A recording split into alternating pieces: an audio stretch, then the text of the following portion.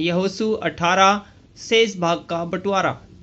फिर इजरायलियों की सारी मंडली ने शीलो में इकट्ठी होकर वहां मिलाप वाले तंबू को खड़ा किया, क्योंकि देश उनके वश में आ गया था।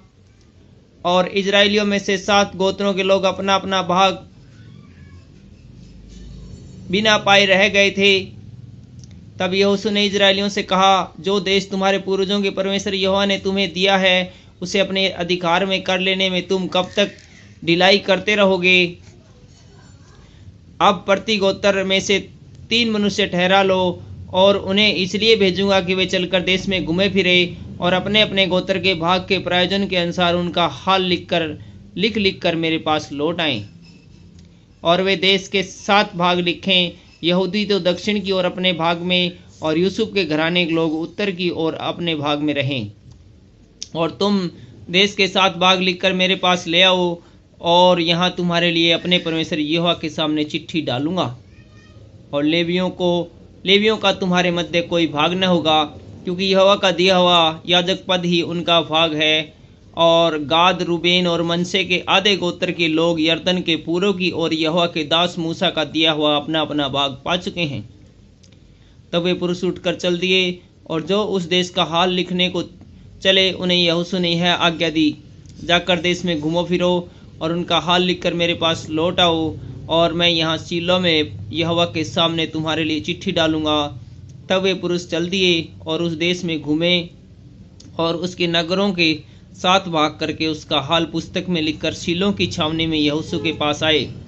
तभी यहोशू ने शीलो में यहोवा के सामने उनके लिए चिट्ठी डाली, और वही यहोशू ने इजरायलियों के उनके भागों के अनुसार देश बांट दिया। बिन्यामीन के गोत्र को दिया गया भाग। बिन्यामीनियों के गोत्रों की चिट्ठी उनके कुलों के अनुसार निकली, और उनका भाग यहूदियों और यूसुफियों के बीच में पड़ा।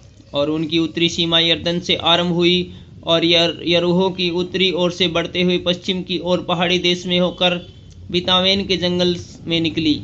वहाँ से वह लूज को पहुँची, जो बेतेल भी कहलाता है, और लूज के दक्षिणी ओर से होते हुए निचले बेथोरोन के दक्षिणी ओर के पहाड़ के पास हो अत्रोदार को उतर गई।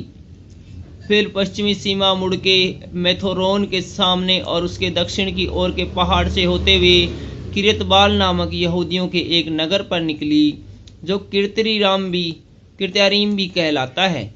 पश्चिमी की सीमा यही ठहरी। फिर दक्षिण की ओर की सीमा पश्चिम से आरंभ होकर किर्त्यारीम के सिरे से निकलकर नेफ्तो के सोते पर पहुंची, और उस पहाड़ के सिरे पर उतरी जो हित्रोम के पुत्र की तराई के सामने और रपाई नामक तराई के उत्तर की ओर है। वहाँ से वह हित्रोम की तराई में अर्थात यबूस के दक्षिणी ओर होकर एनरोगेल को उतरी, और वहाँ से वह उत्तर की ओर मुड़कर एनसेमेस को निकलकर उस गलीलोत की ओर गई जो अद्दुमीन की चढ़ाई के सामने है। फिर वहाँ से वह रूबेन के पुत्र बोहन के पत्थर तक उतर गई।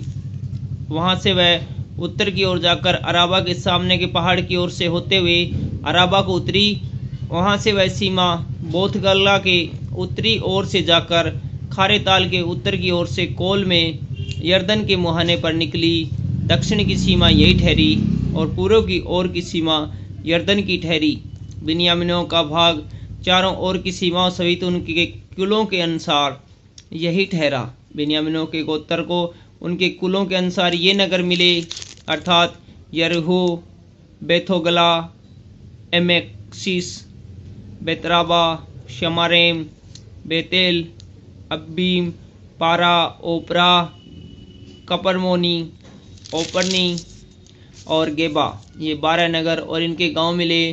फिर गिबोन, रामा, बरोत, मिस्पे, कपीरा, मोशा, रेकेम, येरपेल, तरला, शेला, एलेप, यबूश जो यरूशलेम भी कहलाता है, गिब्बत और किरियत, ये 14 नगर और इनके गांव उन्हें मिले।